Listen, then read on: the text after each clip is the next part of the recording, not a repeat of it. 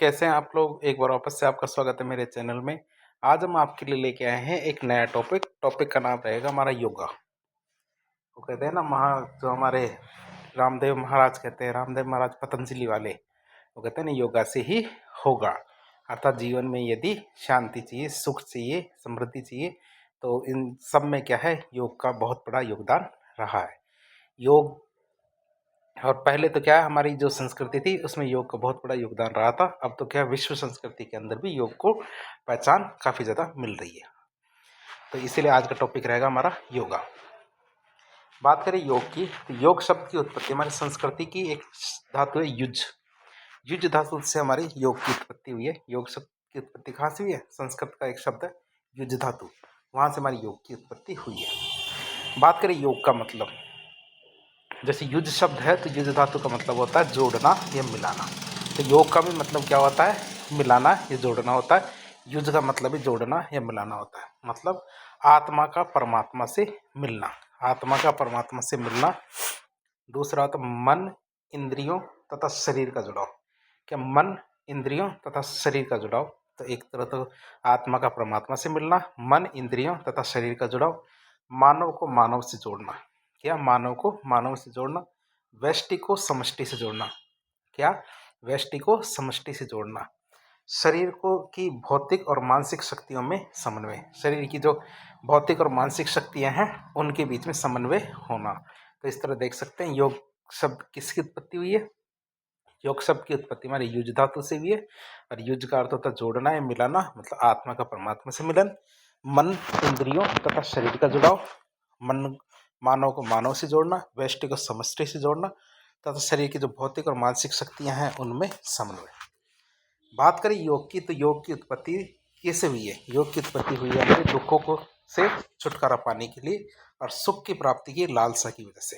क्यों? क्योंकि हम दुखों से मुक्ति पाना चाहते हैं और सुख प्राप्त करना चाहते हैं। इस वजह से हमारी क्या है, योग की उत्पत्ति हुई है।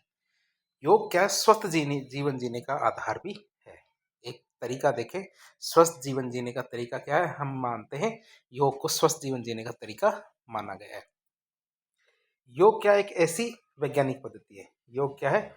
एक ऐसी वैज्ञानिक पद्धति है जो व्यक्ति को सदैव प्रसन्नचित्त रखती है। योग क्या है? एक ऐसी वैज्ञानिक पद्धति है जो क्या करती है? व्यक्ति को हमेशा खुश या प्रसन्नचित्त रखती है। उसमें अनंत ज्ञान का भंडार भरती है। व्यक्ति में क्या है? अनंत ज्ञान का भंडार भरती है। मन पर नियंत्रण करने की जो क्षमता विकसित करती है। मन पर क्या? नियंत्रण करने की क्षमता विकसित करती है और कर्म करने पर बल देती है। तो योग क्या है? एक ऐसी वैज्ञानिक पद्धति है जो क्या करती है? व्यक्ति को सदैव प्रसन्नचित्त रखती है, खुश रखती है। उसमें अनंत ज्ञान का भंडार भरती है, मन पर नियंत्रण करने की क्षमता विकसित करती है और कर्म करने पर बल देती है। योग क्या है? व्यक्ति के मानसिक, शारीरिक, आध्यात्मिक और बौद्धिक पहलुओं का एकीकरण होता है। योग क्या होता है? व्यक्ति के मानसिक, शारीरिक, आध्यात्मिक और बौद्धिक पहलू होते हैं, उनका एकीकरण होता है।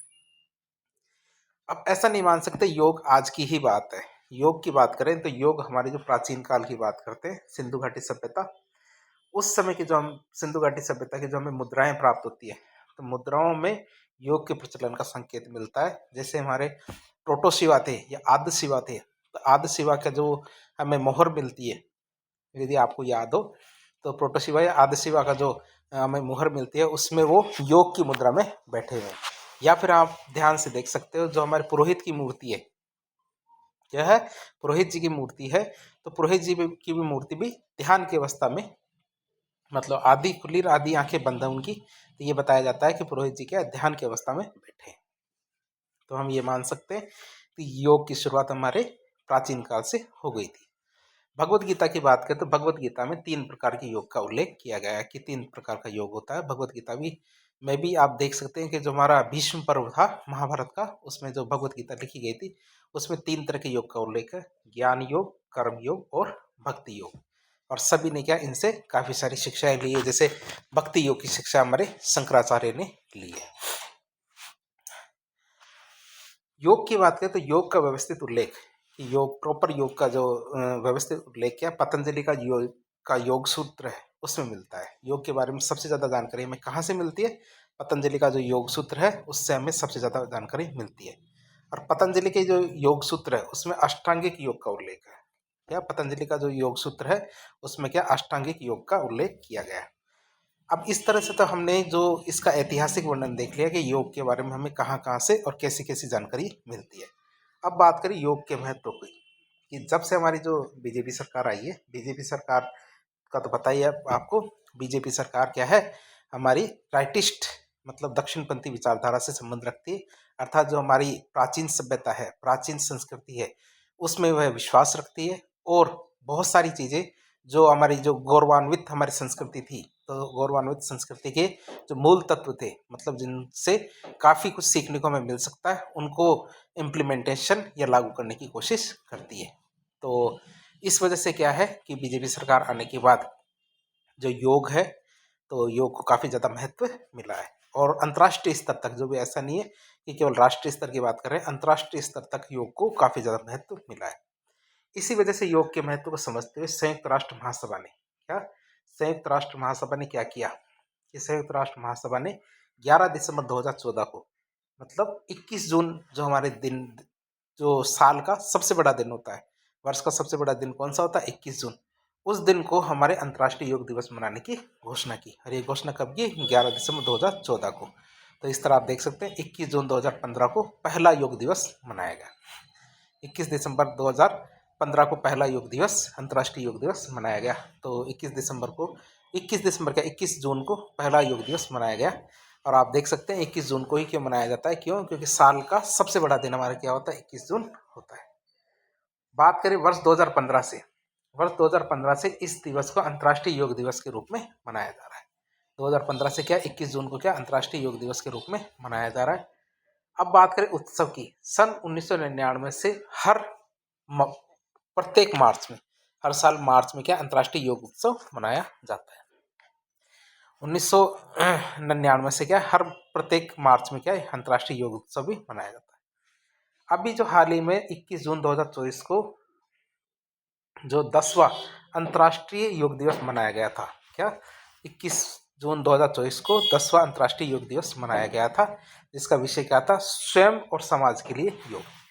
जिसका विषय क्या था, हमारे स्वयं और समाज के लिए योग इसका विषय था। अब ये तो हमने कुछ जो हमारी इसकी बेसिक बातें थी उसके बारे में बात की। अब यदि आपसे पूछ लिया जाए योग होता क्या है, तो यदि परिभाषाओं की बात करें तो किस महर्षि ने, किस व्यक्ति ने कौन कौन सी परिभाषा दी, उसकी बात करें तो महर्षि वेदव्यास की बात करें तो महर्षि वेदव्यास कहते हैं योग क्या है, समाधि है। अर्थात जब आप ध्यान की मुद्रा में बैठते हैं, क्या ध्यान की मुद्रा में बैठते हैं, तो यह सबसे बड़ा योग है। तो योग क्या है, समाधि है। योग क्या है, आध्यात्मिक अनुशासन और अत्यंत सूक्ष्म विज्ञान पर आधारित ज्ञान है। योग क्या, आध्यात्मिक अनुशासन और अत्यंत सूक्ष्म विज्ञान पर आधारित ज्ञान है, जो क्या मन और शरीर के बीच में सामंजस्य स्थापित करता है। तो योग की बात करें तो योग क्या है, आध्यात्मिक अनुशासन और अत्यंत सूक्ष्म विज्ञान पर आधारित ज्ञान है, जो क्या करता है, मन और शरीर के बीच में सामंजस्य स्थापित करता है। तो ये हमने देख लिया महर्षि वेदव्यास के अनुसार। अब बात करेंगे श्री कृष्ण के अनुसार योग की बात करें तो श्री कृष्ण कहते हैं योग कर्मसु कौशलम। क्या श्री कृष्ण क्या कहते हैं, योग कर्मसु कौशलम, मतलब कार्यों में या कर्म की बात करें तो कर्म में कुशलता लाना ही योग है। यदि आपको जो भी कार्य दिया गया है, जो भी आपके कर्तव्य है, उन कर्तव्य और कार्यों को यदि आप कुशलता से करते हो तो यह भी एक तरह का योग है। तो योग कर्म से कुशलम का अर्थ होता है कार्यों में कुशलता लाना ही योग है, या कार्यों की कुशलता ही योग कहलाती है। पतंजलि अपना जो योग सूत्र उनकी पुस्तक थी, तो उसमें उन्होंने क्या बताया कि योग क्या है, योग चित्त वृत्ति निरोध है। क्या, चित्त वृत्ति निरोध क्या होता है, योग होता है। तो पतंजलि ने योग की क्या परिभाषा बताई, योग क्या, चित्त वृत्ति निरोध है। डॉक्टर संपूर्णानंद क्या कहते हैं, योग क्या, आध्यात्मिक कामधेनु है। आध्यात्मिक कामधेनु, आपको ये तो पता ही होगा कामधेनु क्या थी, कामधेनु एक तरह की गाय थी। और गाय को कामधेनु इसलिए कहा जाता था कि प्राचीन समय में एक कहानी थी, कहानी के अनुसार क्या है, कामधेनु गाय क्या करती थी, जो ऋषि थे उनकी सभी इच्छाएं पूरी करती थी। तो उसी तरह का योग क्या है कि कोई शब्द नहीं है, योग से क्या है, हमें मानसिक, शारीरिक और जो पारिवारिक सभी प्रकार की शांति और जो सुख प्राप्त करना होता है, तो हमें योग से बहुत सारी चीज़ें प्राप्त होती है। इसीलिए योग के लिए कहा है डॉक्टर संपूर्णानंद ने कि योग क्या, आध्यात्मिक कामधेनु है।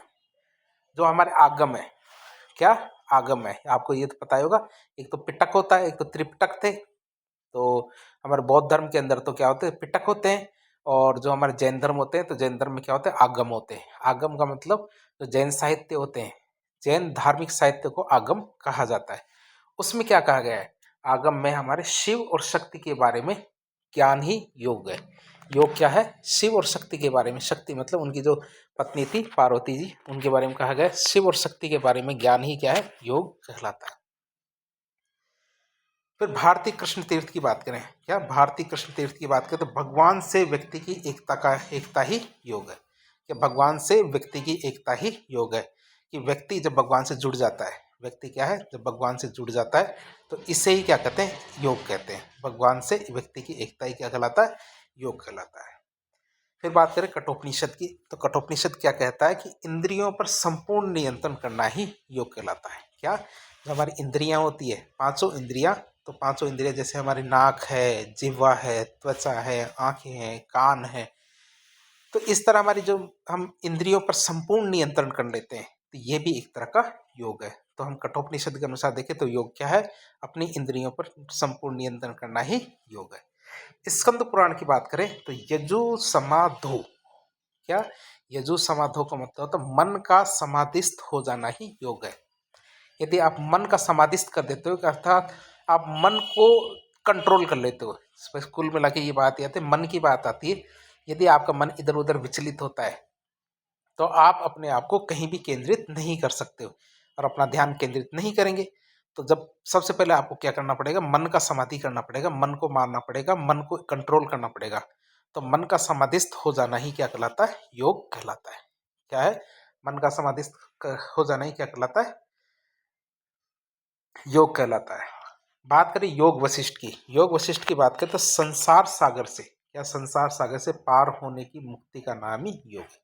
क्या, संसार सागर से पार होने की जो मुक्ति का नाम ही क्या होता है, योग होता है। कि हम इस संसार की जितनी भी दंत कथाएं होती है, परेशानियां होती है, हम जब इनसे मुक्ति पा लेते हैं, क्यों, क्योंकि जब हमारे अंदर क्या लोभ आता है, क्या आता है, लोभ आता है, तीव्र इच्छाएं आती है, जलन की भावना आती है, तो हमारे इस संसार में जब आप जीते हैं तो आपकी अच्छी और बुरी दोनों तरह की इच्छाएं होती है। लेकिन जब आप संसार सागर से पार हो लेते हो, मतलब यहाँ से न उदो को लेना न माधो को देना, जब आप इनसे पार पाते हो और मुक्ति पाते हो, इसी को हम क्या कहेंगे, योग कहेंगे। बात करें जैनाचार्य की, तो जैनाचार्य क्या कहते हैं, जिन साधनों से आत्मा की सिद्धि और मोक्ष की प्राप्ति होती है वह क्या कहलाता है, योग। जिन साधनों से क्या होता है, आत्मा की सिद्धि होती है और मोक्ष की प्राप्ति होती है, वह क्या कहलाता है, योग कहलाता है। फिर बात करें अरविंद की, अरविंद, महर्षि अरविंद क्या कहते हैं कि परम देव के साथ एकत्व की प्राप्ति के लिए, क्या, परम देव के साथ एकत्व की प्राप्ति के लिए प्रयत्न करना, क्या, परम देव के साथ एकत्व की प्राप्ति के लिए प्रयत्न करना तथा इसे प्राप्त करना ही योग कहलाता है। क्या, परम देव के साथ एकत्व की प्राप्ति के लिए प्रयत्न करना तथा इसे प्राप्त करना ही क्या कहलाता है, योग का स्वरूप है, योग कहलाता है। तो हमने बहुत सारी परिभाषाएं देख ली है। अब परिभाषाओं से क्या होता है, जब तक हमें यही नहीं पता हो कि योग हमें क्यों पढ़ना चाहिए, योग हमारे जीवन में क्यों जरूरी है, जीवन के जीने में योग क्यों जरूरी है, इतने सारे लोगों ने इसको इतना महत्वपूर्ण क्यों बताया, तो सबसे पहला आता हमारा योग का महत्व, कि योग क्यों जरूरी है। सबसे पहला आता हमारा शारीरिक, शरीर के लिए इसका क्या महत्व है, मतलब शारीरिक महत्व की बात करें तो योग क्या करता है, प्रतिरोधक क्षमता बढ़ाता है। योग क्या करता है, प्रतिरोधक क्षमता बढ़ाता है। योग क्या है, हड्डियों और मांसपेशियों में विकास में सहायक होता है। योग क्या करता है, हड्डियों तथा मांसपेशियों के विकास में सहायक होता है। योग शारीरिक सुंदरता प्रदान करता है। योग क्या करता है, शारीरिक सुंदरता प्रदान करता है। योग रक्त प्रवाह बेहतर बनाता है। योग क्या करता है, रक्त प्रवाह बेहतर बनाता है। पाचन तंत्र प्रभावी करता है। योग क्या करता है, पाचन तंत्र को प्रभावी करता है। योग क्या क्या करता है, शरीर को लचीला बनाता है। योग क्या करता है, शरीर को लचीला बनाता है। तो इस तरह बहुत सारे कार्य होते हैं योग के। तो हमने शारीरिक महत्व इसका देखा।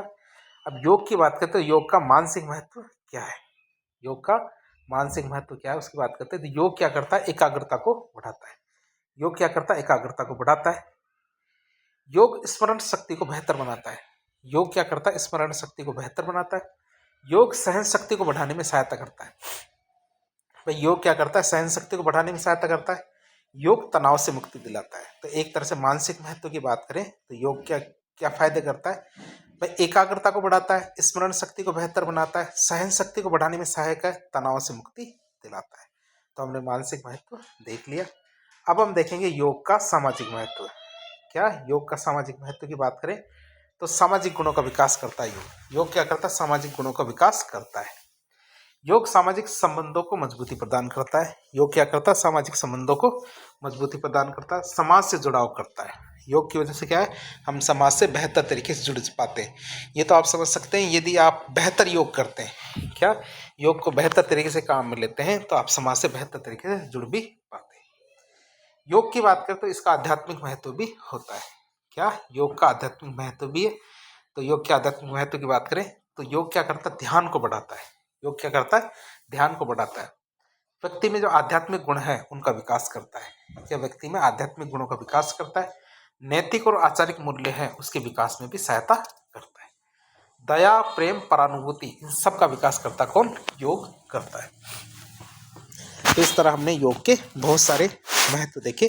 सभी तरह के मतलब जैसे आध्यात्मिक, शारीरिक, सामाजिक सभी तरह के महत्व होते हैं। तो योग के सारे महत्व हमने समझे। अब हम बात करेंगे योग के बारे में। सबसे ज़्यादा जानकारी हमें कहाँ से मिलती है? योग के बारे में सबसे ज़्यादा जानकारी हमें पतंजलि का जो योग सूत्र है, क्या पतंजलि का जो योग सूत्र है उससे हमें सबसे ज़्यादा जानकारी मिलती है। तो पतंजलि के योग सूत्र के बारे में थोड़ी जानकारी ले लेते हैं। तो पतंजलि के योग सूत्र की बात करें तो हमारे अष्टांग योग परंपरा के जो संस्थापक थे महर्षि पतंजलि, उन्होंने 500 ईसा पूर्व में, क्या 500 ईसा पूर्व मतलब लगभग आज से 1500 साल पहले जब हमारा गुप्त काल चल रहा था तब की बात है, तब संस्कृत में 196 सूत्रों वाला, किसमें कितने 196 सूत्रों वाला एक ग्रंथ लिखा था। क्या ग्रंथ क्या है? 196 सूत्रों वाला एक ग्रंथ लिखा था जिसे योग सूत्र के नाम से जाना जाता है। तो सूत्र कितने थे इसमें? 196 सूत्र वाला एक ग्रंथ लिखा था जिसे योग सूत्र के नाम से जाना जाता है।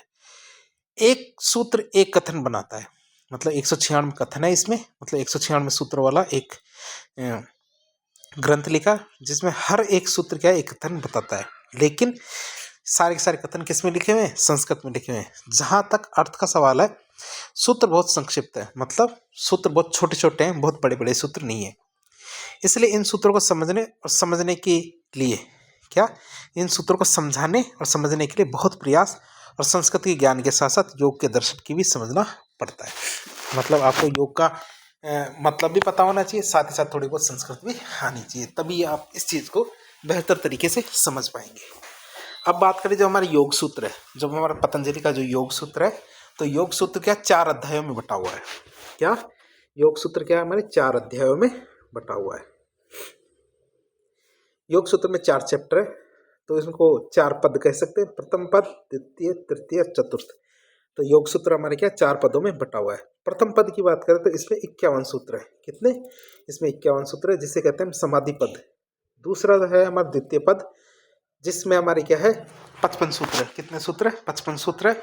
इससे हम क्या कहते हैं? साधना पद।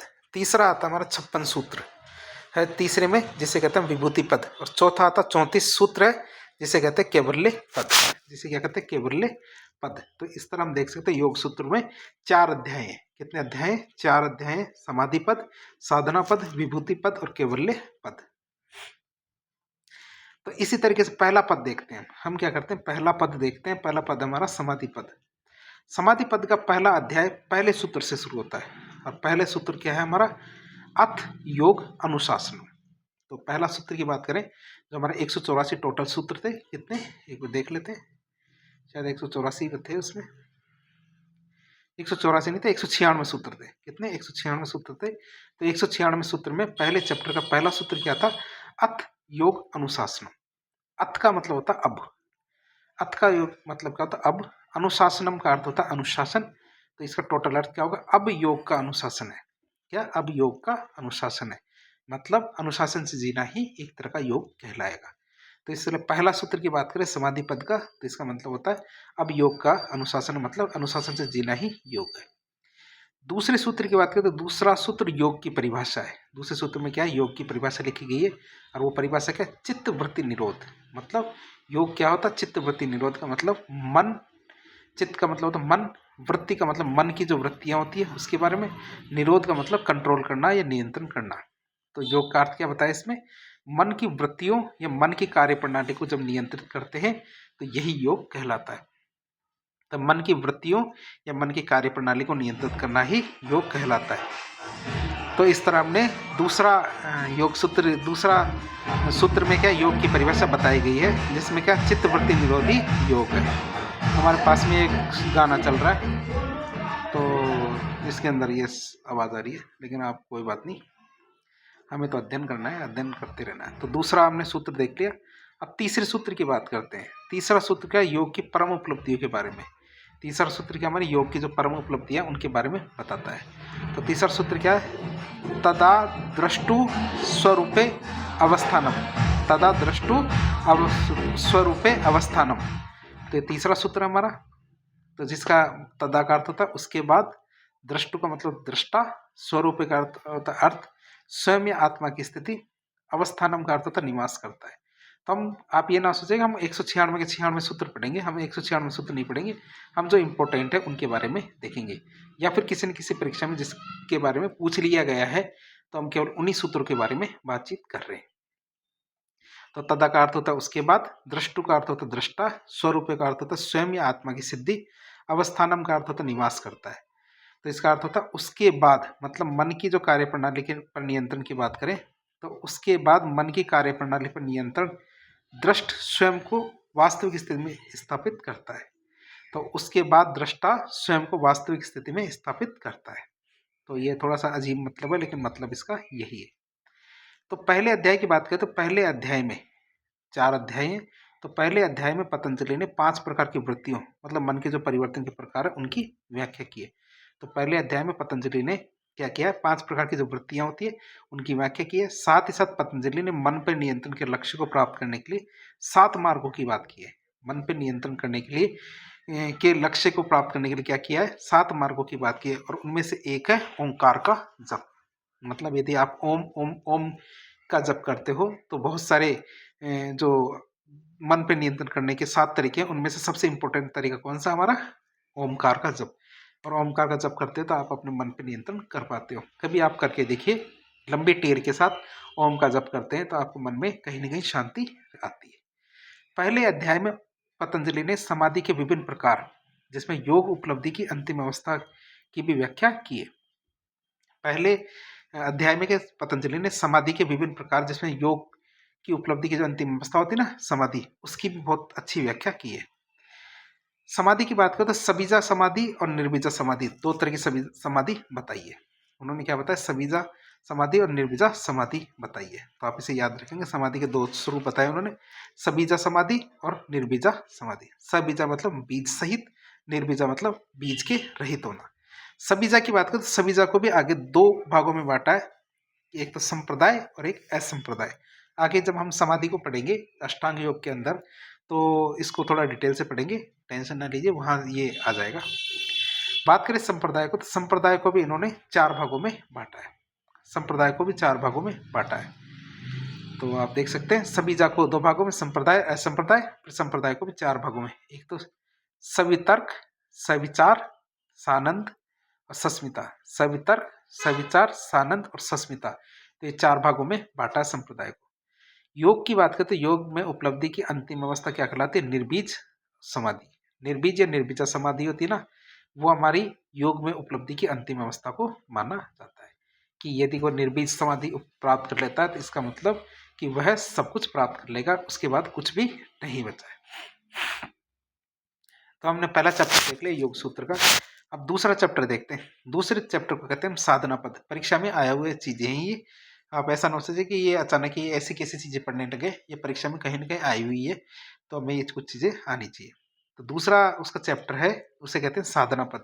नाम याद रखेंगे, पहला पद समाधि पद, दूसरा साधना पद। आपने इस चीज को तो नोट किया होगा, 4 चैप्टर है। पहला पद क्या है, समाधि पद। पद का मतलब होता है चैप्टर। पहले चैप्टर का नाम क्या, समाधि पद, दूसरा साधना पद, तीसरा विभूति पद और चौथा कैवल्य पद। तो बात करें दूसरे अध्याय में क्या, दूसरे अध्याय में पतंजलि योग के अंतिम लक्ष्य को प्राप्त करने के लिए जो साधन और तकनीक बताई गई। क्या, पतंजलि योग के जो अंतिम लक्ष्य है समाधि, जो निर्बीज समाधि है, उसको प्राप्त करने के लिए साधन और तकनीक बताई गई है। इस अध्याय में पतंजलि ने अष्टांग योग के सभी 8 योग की व्याख्या की है, जितने भी 8 हैं। जैसे हमारे यम, यम का मतलब सामाजिक अनुशासन, नियम का मतलब आत्म अनुशासन, आसन का मतलब योग मुद्राएं, प्राणायाम का मतलब सांस पर नियंत्रण, प्रत्याहार का मतलब इंद्रियों को वापस लेना, धारणा का मतलब एकाग्रता, ध्यान का मतलब ध्यान और समाधि, ध्यान ध्यान का मतलब ध्यान और समाधि का मतलब आत्म साक्षात्कार। तो मतलब योग के 8 चरण है, लेकिन इस अध्याय में पहले 5 चरणों पर ही ध्यान केंद्रित किया गया, लास्ट के 3 पर नहीं। यदि आपसे अगली बार पूछ लिया जाए जो अष्टांग योग की बात करते हैं, योग सूत्र में अष्टांग योग का उल्लेख कहाँ किया गया है, तो आपको बताना है दूसरे चैप्टर में, मतलब साधना पद है उसमें हमारे अष्टांग योग का उल्लेख किया गया है, हमारे जो योग सूत्र है पतंजलि का उस पुस्तक में।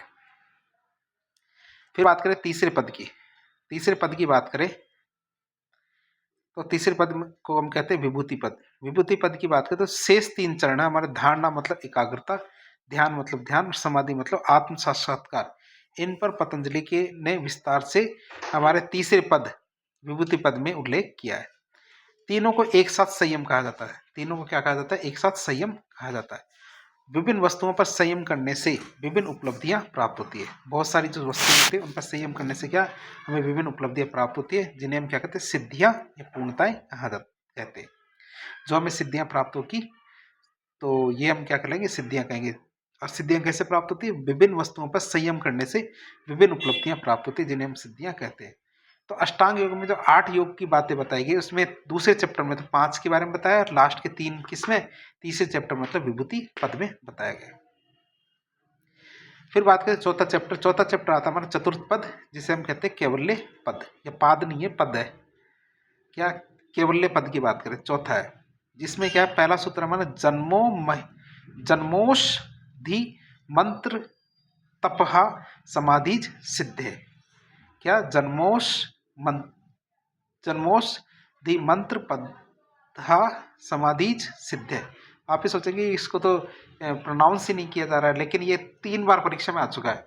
पिछली बार आरएस मेंस में भी ये आया हुआ है, तो ऐसा नहीं है कि ये आते नहीं है। अब अपन प्रोनाउंस ना कर पाए इसका मतलब चीज़ें ऐसा नहीं है कि परीक्षा में आने लायक नहीं है। आपको बार बार पढ़ना है, बार बार इसी से याद करना है। मतलब समाधि की परम अवस्था प्राप्त करने के कुछ तरीके हैं। जैसे समाधि की जो आप निर्बीज समाधि है तो वह हमारा लास्ट उद्देश्य होता है, तो वहां तक पहुंचने के लिए आपकी कुछ तरीके होते हैं। एक तो हमारे जन्म से, मंत्र से, तप का अभ्यास करके, योग का अभ्यास करके, ऐसे करके बहुत सारे तरीके जिनसे आप क्या है समाधि की स्थिति प्राप्त कर सकते हो। तो इसको दोबारा पढ़ लेते हैं। जो हमारा सूत्र था, जन्मोषधि मंत्रप्य मंत्र तप के जन्मोषधि मंत्र तप समाधि जा सिद्ध है। तो इसमें शब्दों की बात करें तो इसमें पहला शब्द आता है जन्म, जन्म मतलब जन्मजात अर्थात जन्म से ही, जन्म का मतलब होता है जन्मजात या जन्म से ही। दूसरा आता है हमारा कौन सा, औषधि, औषधि मतलब औषधियों अथवा रसायनों के सेवन से, औषधि मतलब औषधियों अथवा रसायनों के सेवन से। तीसरा था मंत्र, मंत्र में मंत्रों के उच्चारण द्वारा, मंत्र मतलब मंत्रों के उच्चारण द्वारा। तप का मतलब द्वंद्वों से को सहने से, द्वंद्वों को सहने से मतलब होता तप का मतलब। समाधिजा का मतलब होता धारणा ध्यान और समाधि, समाधिजा मतलब धारणा ध्यान और समाधि। सिद्ध का अर्थ होता है अनेक सिद्धियां उत्पन्न होती है, सिद्ध का अर्थ क्या होता है, अनेक सिद्धियां उत्पन्न होती है। तो ये सूत्र है, इसका अर्थ क्या होगा, इसका अर्थ है हमारे जन्मजात औषधियों के सेवन से, मंत्रों के तप से, तप का पालन करने से और समाधि का पालन करने से योगी में अनेक सिद्धियां उत्पन्न होती है। या जन्मजात औषधियों के सेवन करने से, मंत्रों के तप करने से, तप का पालन करने से और समाधि का पालन करने से क्या है, जो योगी होते हैं तो योगी में अनेक सिद्धियां उत्पन्न होती है। अब ये इसकी व्याख्या की बात करते हैं, योग सूत्र का अंतिम पद है केवल्य पद, उसका प्रथम सूत्र है ये। इसमें कि योगी के द्वारा प्राप्त किए जाने वाली 5 प्रकार की सिद्धियों का वर्णन किया गया है। और इन सभी 5 प्रकार की सिद्धियों का वर्णन क्या है हम बताते हैं आपको। पहला आता है जन्म से प्राप्त उत्पन्न सिद्धि। क्या जन्म से उत्पन्न सिद्धि की बात करें तो जन्म से उत्पन्न सिद्धि का अर्थ है कि जिस सिद्धि को प्राप्त करने के लिए इस जन्म में कोई विशेष प्रयास या कोशिश नहीं की गई है। क्या भाई जन्म से उत्पन्न सिद्धि की बात करते हैं, जिस सिद्धि को प्राप्त करने के लिए इस जन्म में कोई विशेष प्रयास या कोशिश नहीं की गई है वह जन्मजात सिद्धि कहलाती है। हमें क्या है सिद्धि भी प्राप्त है लेकिन हमने कोई कोशिश नहीं की, इसका मतलब ये सिद्धि हमें पहले से ही मिली थी जन्म से। इसके पीछे साधक के जो पूर्व जन्म के संस्कार है वो उत्तरदायी होते हैं। पिछले जन्म में जो कार्य किए हैं वो इसके लिए उत्तरदायी होते हैं। जिन साधकों ने पूर्व जन्म में बहुत अच्छे कर्म किए होंगे उससे उसके फल का कुछ अंश अगले जन्म में मिलता है। उससे क्या उसके फल का कुछ अंश है इस जन्म में मिलता है पिछले जन्म का। समाधिपाद के 19वें सूत्र में भव प्रत्यय योगी की जो बात कही गई है वह पूर्व जन्म पर ही आधारित है। मतलब एक कहानी बताई गई थी भव प्रत्यय योगी की, तो इसका मतलब यही कि कहानी में यही बताया गया था कि पिछले जन्म में जो अच्छे काम किए हैं उसका फायदा इस जन्म में मिल रहा है। भव प्रत्यय का अर्थ होता है कि ऐसे योगी जिनकी साधना उच्च कोटि की होती है लेकिन समाधि प्राप्त होने से ठीक पहले उनका शरीर का त्याग हो जाता है, तब ऐसे साधकों की साधना अगले जन्म में वहीं से शुरू होती है। तो आप समझ सकते हैं कि एक योगी है कि जैसे एक योगी है आगे बढ़ रहा है, अब यहाँ पे क्या समाधि को प्राप्त होने वाला था लेकिन अचानक इसकी यही मृत्यु हो जाती है। क्या यही मृत्यु हो जाती है? तो अगले जन्म में क्या है वो यहाँ से शुरू नहीं करेगा, यहाँ से शुरू नहीं करेगा, वो क्या करेगा यहाँ से शुरू करेगा, सीधे समाधि को प्राप्त कर लेगा। तो इस चीज को हम देख सकते हैं। जहां पर पिछले जन्म में खत्म हुई थी समाधि व यात्रा, हम वहीं से आगे शुरू करेंगे जहां पिछले जन्म में खत्म हुई थी। अतः इस प्रकार से बहुत सारे योगी के साधक को जन्म से सिद्धि प्राप्त होती है। दूसरा आता हमारा औषधि से उत्पन्न सिद्धि। क्या औषधि से उत्पन्न सिद्धि की बात करें तो कुछ सिद्धियां औषधि के प्रयोग से भी उत्पन्न होती है। आयुर्वेद में रसायन के प्रयोग से शरीर में अनेक प्रकार की शक्तियों को उत्पन्न किया जा सकता है। आयुर्वेद में क्या रसायन के उपयोग से क्या शरीर में अनेक प्रकार की शक्तियों को उत्पन्न किया जा सकता है, जिससे बूढ़ा व्यक्ति भी जवान दिखने लगता है। और कई प्रकार के दिव्य रसायनों और औषधि के प्रयोग से, दिव्य रसायनों और औषधि के प्रयोग से जो च्यवन ऋषि है जिन्होंने अपने आप को पुनः जवान कर लिया था, जो च्यवन ऋषि का उदाहरण दिया गया था कि जिन्होंने रसायनों और औषधियों के प्रयोग से क्या किया था, अपने आप को दोबारा से जवान कर लिया था। इस प्रकार औषधियों के प्रयोग से सिद्धियां प्राप्त की जा सकती है। तीसरा आता है मंत्रों से उत्पन्न सिद्धि। क्या मंत्रों से उत्पन्न सिद्धि की बात करें तो मंत्र साधना की उपयोगिता का अनुमान हम तंत्र शास्त्रों में वर्णित मंत्र योग से ही लगा सकते हैं। जो मंत्र ये साधना की उपयोगिता का अनुमान क्या है, हम तंत्र शास्त्रों में जो वर्णित मंत्र योग है उससे ही लगा सकते हैं। मंत्र योग हमारी तंत्र साधना का एक अभिन्न अंग है। मंत्र योग क्या है, हमारी तंत्र साधना का एक अभिन्न अंग है जिसकी साधना करके हम अपने मन बुद्धि इंद्रियों को अपने अधीन कर लेते हैं। तो अब इनकी साधना करके हम क्या करते हैं, हमारे मन बुद्धि और इंद्रियों को अपने अधीन कर लेते हैं, जिससे हमें क्या एकाग्रता की प्राप्ति होती है। इन मंत्रों से हमारे चित्त और हमारी इंद्रियों में नई ऊर्जा का संचार होता है, जिसे मंत्र से उत्पन्न शक्ति अथवा सिद्धि कहा जाता है। तो इस तरह हम 3 प्रकार की सिद्धियां देख ली। चौथी प्रकार की सिद्धि होती है तप से उत्पन्न सिद्धि। या तप से उत्पन्न सिद्धि की बात करें, तप का अर्थ होता है द्वंद्वों को सहना। तप का अर्थ क्या होता है, द्वंद्वों को सहना। और ये द्वंद्व क्या है, सर्दी गर्मी, भूख प्यास, लाभ हानि, मान अपमान, इनके रूप में हमें हमेशा परेशान करते रहते हैं। ये द्वंद्व क्या करते हैं, सर्दी गर्मी, भूख प्यास, लाभ हानि, मान अपमान, इनके रूप में हमें परेशान करते रहते हैं। लेकिन जब हम शास्त्रों के अनुसार तप का पालन करते हैं, क्या जब शास्त्रों के अनुसार हम तप का पालन करते हैं तब उस तप से हमारे चित्त की पूरी शुद्धि होती है। तब क्या होता है, उस तप से हमारे चित्त की पूरी शुद्धि होती है, जिससे हमारे अंदर द्वंद्वों को सहने की सामर्थ्यता और ताकत आती है। इसे तप से उत्पन्न सिद्धि कहा जाता है। इसे हम क्या कहते हैं, तप से उत्पन्न सिद्धि कहेंगे। फिर आता समाधि से उत्पन्न सिद्धि। धारणा ध्यान और समाधि का एक साथ प्रयोग करना ही संयम कहलाता है। संयम किसे कहते हैं, धारणा ध्यान और समाधि का एक साथ प्रयोग करना ही संयम कहलाता है।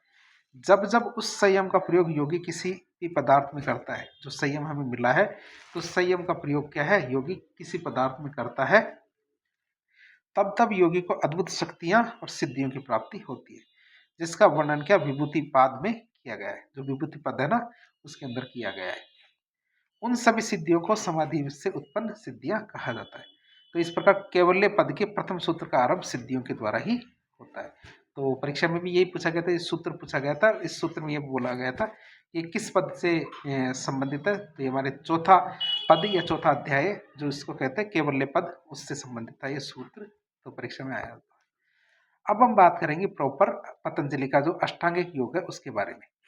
पतंजलि का जो योग सूत्र है उसमें अष्टांगिक योग या अष्टरथ इसका उल्लेख किया गया है। अष्टरथ का उल्लेख किया गया हमारे पतंजलि का जो योग सूत्र है उसमें अष्टांगिक योग या अष्टरथ का उल्लेख किया गया है।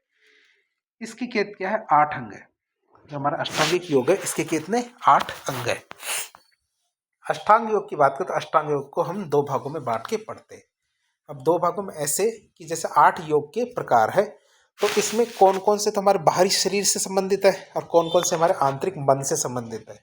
तो बाहरी शरीर से संबंधित हमारे बहिरंग योग होता है और आंतरिक शरीर अर्थात हमारे मन से संबंधित कौन सा योग होगा, अंतरंग योग। तो बहिरंग की बात करें तो हमारे यम नियम आसन प्राणायाम और प्रत्याहार, क्या क्या, यम नियम आसन प्राणायाम और प्रत्याहार, ये तो हमारे बहिरंग योग है अर्थात तो बाहरी शरीर को प्रभावित करने वाले। अंतरंग योग की बात करें तो धारणा ध्यान और समाधि, क्या धारणा ध्यान और समाधि क्या हमारे अंतरंग योग है। धारणा ध्यान समाधि क्या हमारे अंतरंग योग माने जाते हैं। अब हम बात करेंगे एक एक करके इन 8 योगों के बारे में। अष्टांग योग की बात करें तो अष्टांग योग को निम्नानुसार व्यक्त किया जाता है, जैसे कि यम का मतलब होता है जड़। यदि हम एक पेड़ के रूप में इसको माने, क्या पेड़ के ऊपर रूप में इसमें माने, तो यम का मतलब क्या होता है जड़, जैसा कि इस चित्र में भी देख सकते हैं। यम का मतलब क्या होता है जड़। दूसरा होता है नियम, दूसरा क्या हमारा नियम। नियम की बात करें तो नियम होता है हमारा तना। नियम क्या होता है हमारा तना, जैसे ये देख सकते हैं नियम का मतलब होता है तना। तीसरा होता है हमारा आसन। आसन का मतलब होता है हमारी शाखाएं, जैसे ये आसन का मतलब क्या होता है शाखाएं। चौथा होता है हमारा प्राणायाम। प्राणायाम का मतलब होता है पत्तियां, तो ये हमारा प्राणायाम है। प्राणायाम का मतलब होता है हमारी पत्तियां। पांचवा होता है प्रत्याहार। तो वृक्ष के अंदर जैसे छाल होती है, तो प्रत्याहार का मतलब होता है छाल, तो ये हमारा प्रत्याहार है। प्रत्याहार का मतलब होता है छाल। फिर आता है छठा, छठा होता है धारणा। धारणा का मतलब होता है पौध या सैपलिंग, तो धारणा की बात करते हैं, धारणा छठे नंबर का है। सातवां है हमारा ध्यान। ध्यान का मतलब होता है फ्लावर, तो ध्यान आ गया है। और आठवां हमारा क्या होता है समाधि। समाधि का मतलब होता है फ्रूट। आठवां क्या होता है समाधि। समाधि का मतलब होता है फ्रूट या फल। तो इस तरह ये आठवां हमारा कौन सा होता है,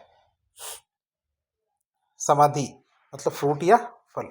तो इस तरह हम जो अष्टांग योग है हमारे योग सूत्र के अंदर जो पतंजलि का, उसमें अष्टांग योग के बारे में बताया, तो उसमें एक पेड़ के उदाहरण से इसको बताया जा सकता है। आप इसको देख सकते हैं। अब इनको एक एक करके हम पढ़ना शुरू करते हैं। पहला आता हमारा यम। यम का मतलब होता है एक तरह की जो पादप में देखें तो एक तरह की जड़ का स्वरूप माना जाता है यम को। अष्टांग योग का पहला अंग है हमारा यम। आप इसको क्रम से ही याद करेंगे तभी ये ठीक से समझ आएगा। क्यों, क्योंकि शुरू हमारे यम से होता है और अंत हमारे कहाँ समाधि पे जाके होता है। यम किसे कहते हैं, शरीर मन और वाणी पर संयम क्या कहलाता है, यम कहलाता है। क्या, शरीर मन और वाणी पर संयम रखना ही यम कहलाता है। एक श्लोक आता है, यमयन्ते उपर्यन्ते निर्वयन्ते हिंसादिश्य इंद्राणी यस्ते यमा। तो एक श्लोक है जिसका मतलब है अनुष्ठान से इंद्रियों और मन से हिंसा, अनुष्ठान से इंद्रियों और मन से हिंसा आदि जो अशुभ भाव है इनको हटा करके आत्म केंद्रित किया जाए। तो अनुष्ठान से इंद्रियों और मन को हिंसा जैसे जो अशुभ भाव है इनको हटा करके आत्म केंद्रित किया जाए। तो इसमें एक एक करके कुछ भाग आए हैं, तो उनकी बात करें। तो पहला भाग कौन सा है इसके अंदर, अहिंसा। अहिंसा की बात करें तो अहिंसा किसे कहेंगे, मन वचन और कर्म से किसी भी प्राणी को कभी भी किसी भी प्रकार का दुख नहीं देना, उसका अपकार न करना, उसका बुरा न करना, अहिंसा कहलाता है। तो पॉजिटिव और नेगेटिव दोनों प्रकार से इसको देख सकते हैं कि मतलब मन वचन कर्म से किसी भी प्राणी को किसी भी प्रकार की दुख नहीं देना, उसका अपकार नहीं करना, क्या कहलाता है, अहिंसा कहलाता है।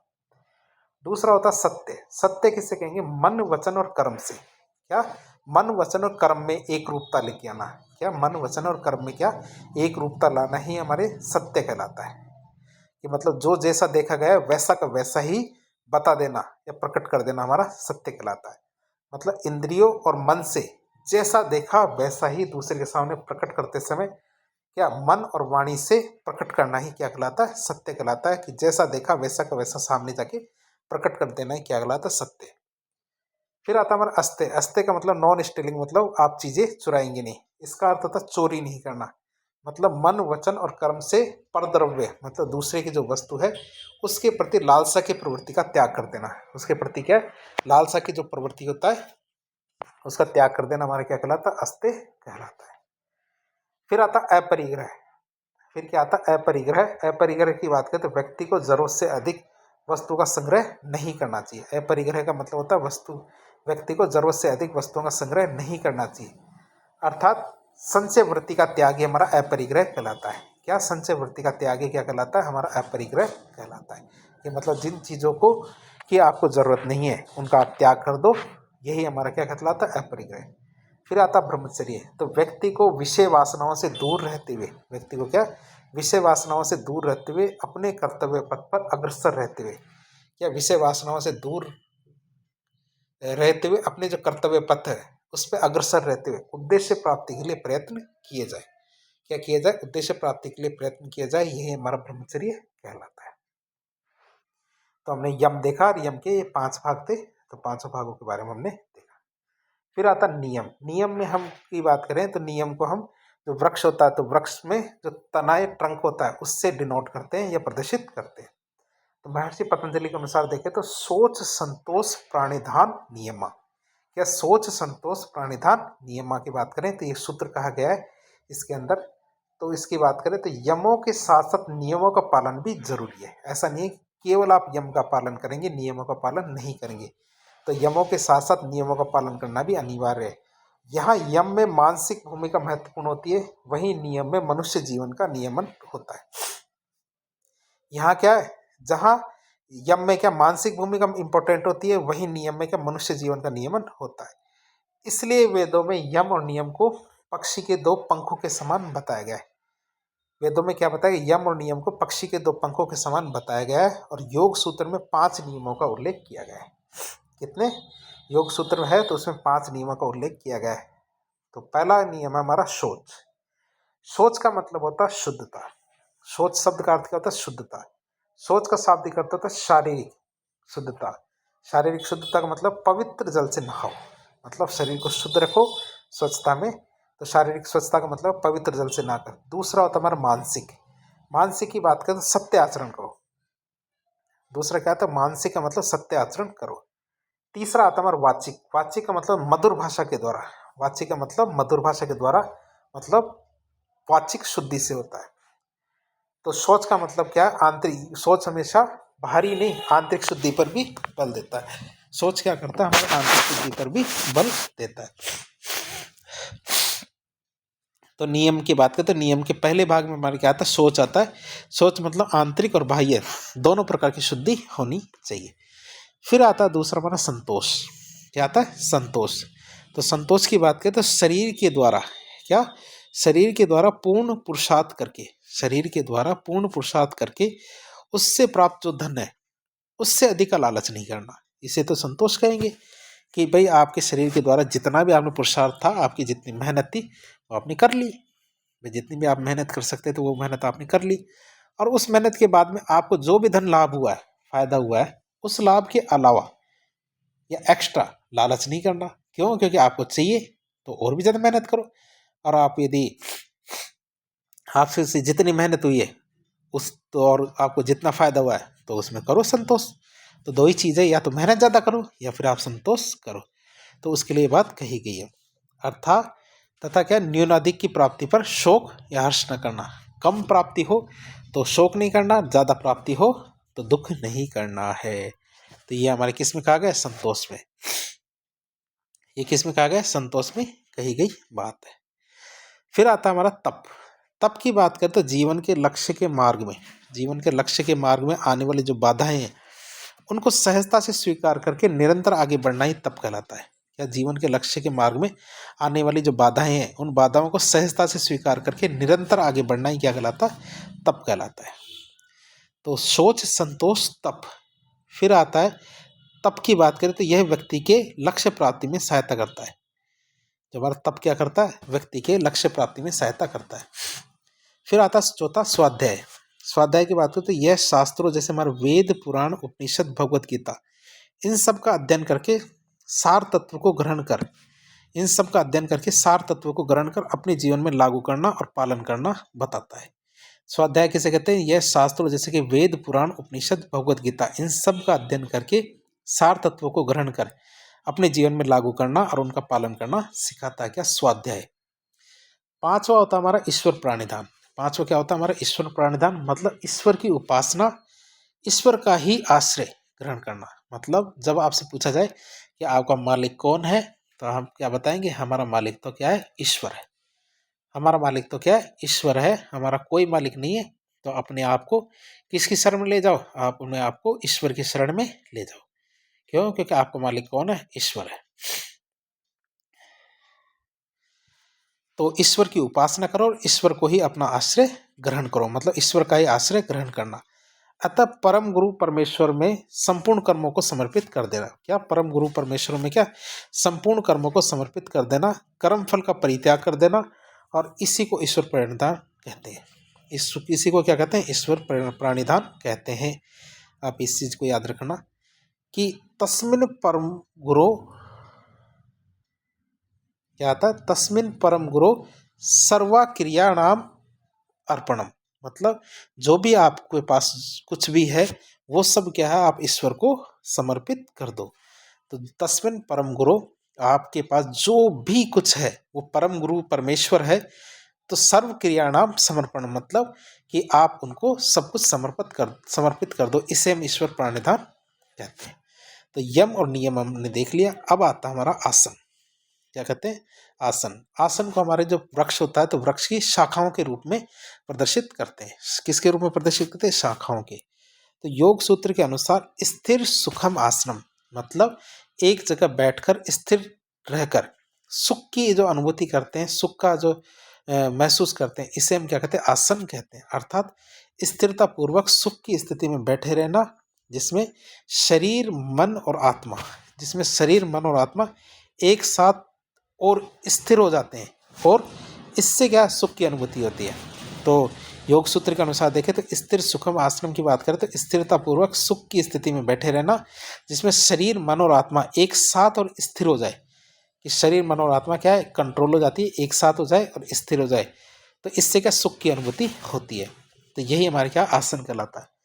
तो ब्रह्मणोपनिषद में क्या कहा गया है? चिरकाल तक, मतलब लंबे समय तक सुखपूर्वक बैठे रहने की स्थिति क्या कहलाती है? हमारी ब्रह्मणोपनिषद कहलाती है। तो चिरकाल तक सुखपूर्वक बैठने की स्थिति क्या कहलाती है? हमारी आसन कहलाती है। ये याद रखना।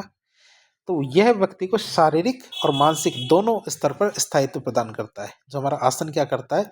व्यक्ति को शारीरिक और मानसिक दोनों स्तर पर क्या स्थायित्व प्रदान करता है।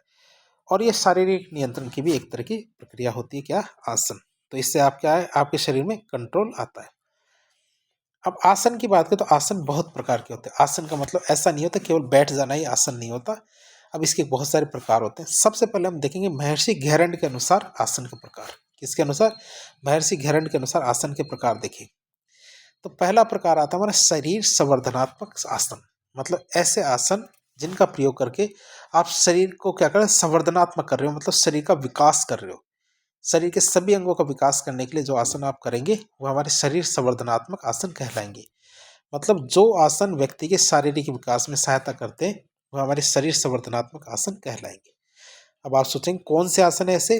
तो ऐसे आप 2-4 आसन का नाम तो याद रखेंगे, जैसे गोमुखासन, धनुरासन, मत्स्यासन, मत्स्येंद्रासन, पश्चिमोत्तानासन, मयूरासन, सिंहासन, कुर्मासन, वृक्षासन, शलभासन, गरुड़ासन। तो इस तरह बहुत सारे आसन होते हैं जिनसे आपके शरीर का विकास होता है। दूसरा आसन हमारा शिथिल कारक या विश्रामात्मक आसन। क्या? शिथिल कारक या विश्रामात्मक आसन। तो वे आसन जो व्यक्ति की थकावट को दूर करके उसे आराम प्रदान करते हैं। तो ऐसे आसन जो क्या करते हैं? व्यक्ति की जो थकावट होती है, सारे दिन की थकावट या जीवन में जो भी थकावट होती है, उस थकावट को दूर करके व्यक्ति को जब आराम प्रदान करते हैं तो हमारे शिथिल कारक या विश्रामात्मक आसन कहलाते हैं। जैसे कि हमारे शवासन और मकरासन होते हैं। जैसे कि हमारे क्या शवासन और मकरासन होते हैं, तो इसी श्रेणी के अंदर गिने जाते हैं। तीसरा आता है हमारे ध्यानात्मक आसन। कौन से? ध्यानात्मक आसन की बात करें तो वे आसन जो व्यक्ति की एकाग्रता को बढ़ाने में सहायता करते हैं। किस में सहायता करते हैं? व्यक्ति की एकाग्रता को बढ़ाने में सहायता करते हैं। उसे क्या कहते हैं? हम ध्यानात्मक आसन कहते हैं। जैसे कि सिद्धासन, पद्मासन, भद्रासन, मुक्तासन और स्वस्तिकासन। कौन कौन से? सिद्धासन, पद्मासन, भद्रासन, मुक्तासन और स्वस्तिकासन। तो ये 3 प्रकार के आसन है हमारे किसके अनुसार? महर्षि घेरंड के अनुसार। और वो कौन कौन से आसन थे हमारे? पहला था हमारा शरीर संवर्धनात्मक आसन, दूसरा हमारा शिथिल कारक या विश्रामात्मक आसन, और तीसरा हमारा कौन सा था? ध्यानात्मक आसन। अब हम बात करेंगे स्वामी सत्यानंद सरस्वती के अनुसार आसन। किसके अनुसार?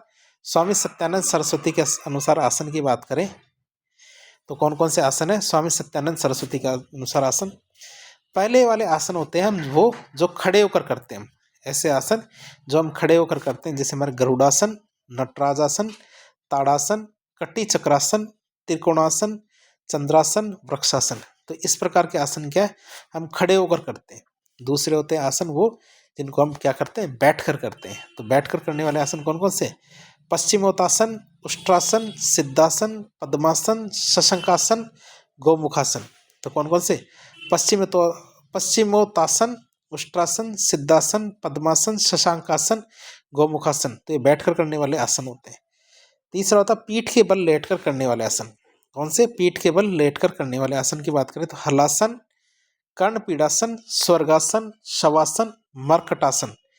तो इस तरह ये वाले आसन क्या है, हमारे पीठ के बल लेटकर करने वाले आसन होते हैं।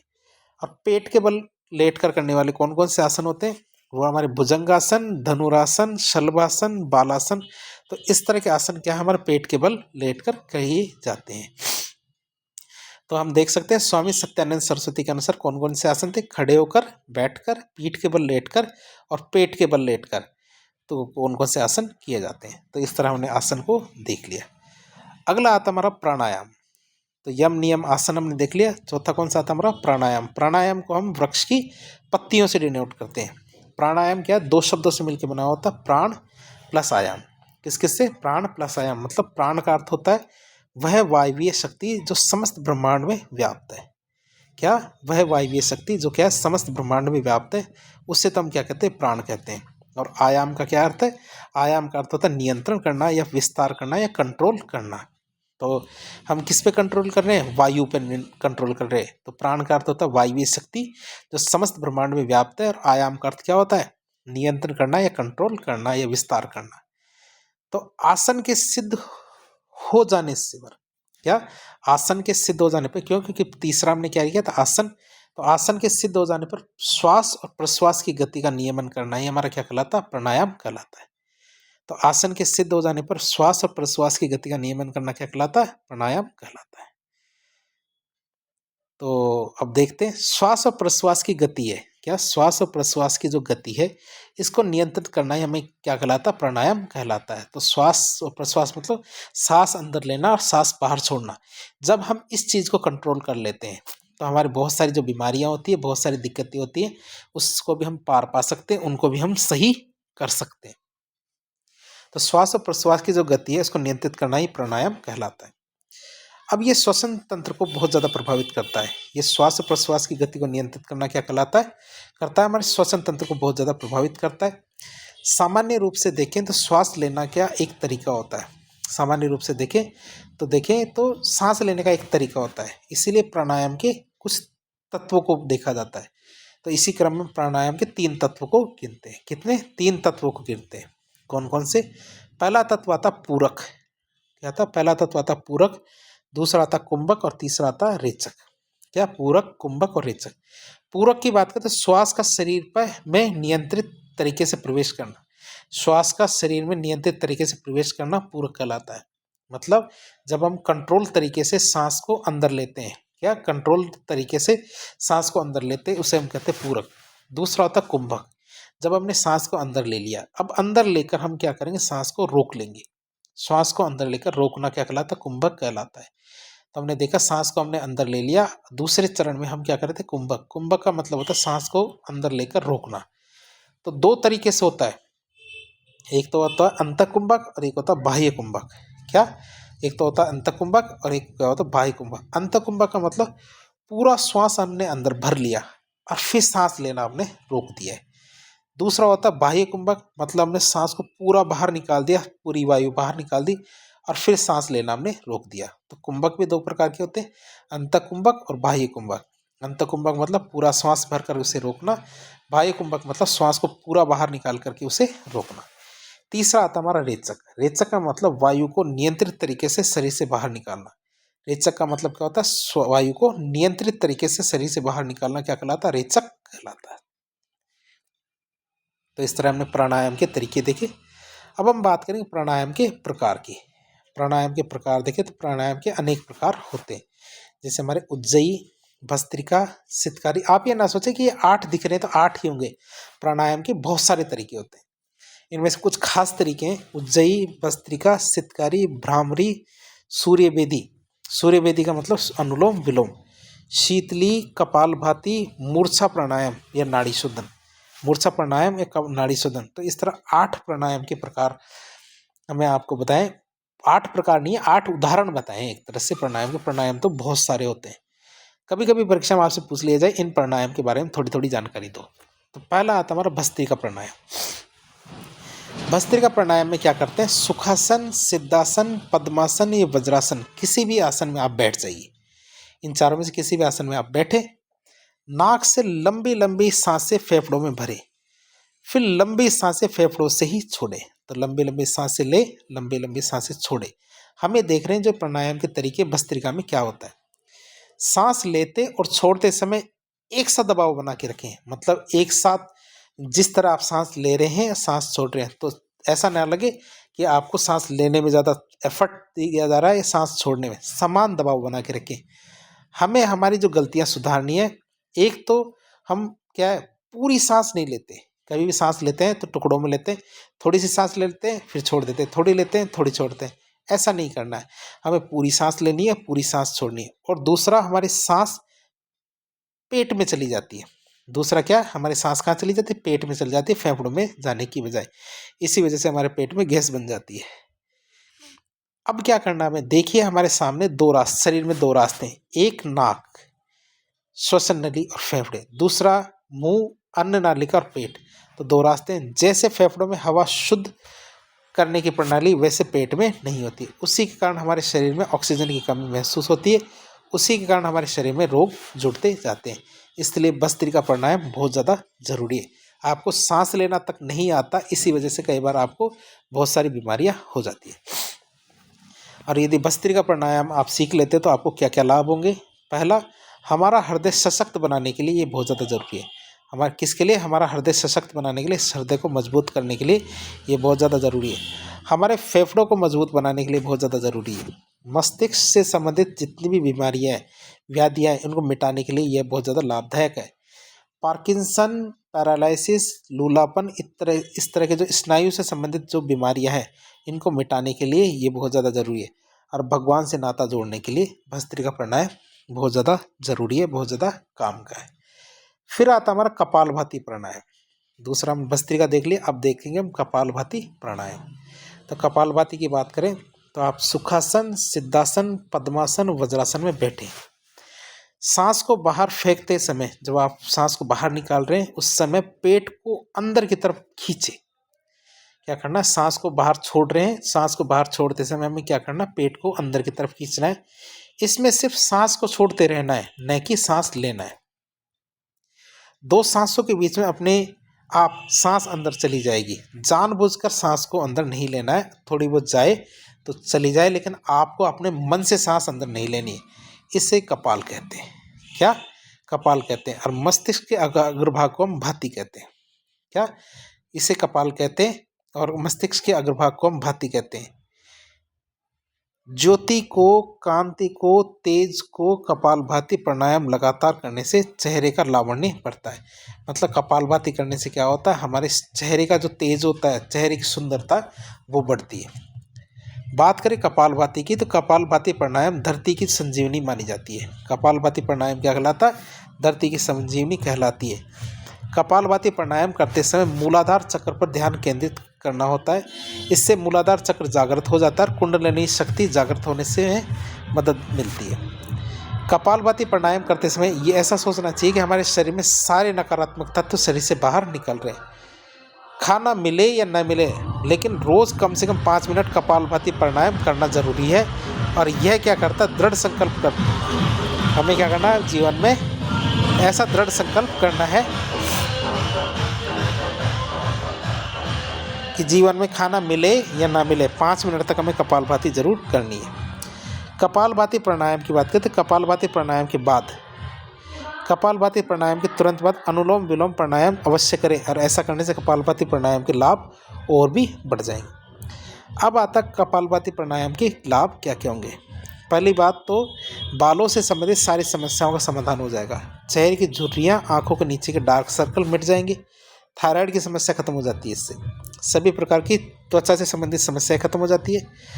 आंखों की सभी प्रकार की समस्याएं मिट जाती है और आंखों की रोशनी दोबारा आ जाती है। दांतों की सभी प्रकार की समस्याएं मिट जाती है। दांतों की जो खतरनाक पायरिया बीमारी जैसी वो भी सही हो जाती है। कपालभाति प्राणायाम से शरीर की चर्बी घटती है और इस प्राणायाम को सबसे ज़्यादा फायदा यही होता है। कब्ज, एसिडिटी, गैस्ट्रिक जैसी समस्या, पेट की समस्या मिट जाती है। यूट्रस, महिलाओं की जो समस्याएं होती है पेट से संबंधित, यूट्रस से संबंधित, मतलब बच्चेदानी से संबंधित जो भी समस्या होती है इससे दूर हो जाती है। डायबिटीज़ तो पूरी तरह से ठीक हो जाता है इससे, कपालभाति से। कोलेस्ट्रॉल को घटाने में सहायता करता है। सभी प्रकार की एलर्जियां मिट जाती हैं। सबसे खतरनाक है कैंसर रोग, तो वो भी इससे ठीक हो सकता है। शरीर में स्वतः क्या होता है, हीमोग्लोबिन का स्तर तैयार होता है। शरीर में स्वतः कैल्शियम तैयार होता है। किडनी अपने आप स्वच्छ होती है और डायलिसिस कराने की ज़रूरत नहीं पड़ती है। तो आज इतना ही रखेंगे, बाकी के चैप्टर को हम पार्ट 2 के अंदर देखेंगे। योगा का चैप्टर है ये। यदि आपको वीडियो पसंद आया तो वीडियो को लाइक करें, चैनल को सब्सक्राइब करें, अपने दोस्तों का शेयर करें। ये हमारा पार्ट 1 रहेगा। इसके साथ पार्ट 2 भी जल्दी अपलोड कर दिया जाएगा। अब 2 पार्ट के अंदर हम इस चैप्टर को पूरा कर देंगे। आप हमारे साथ बने रहें। धन्यवाद।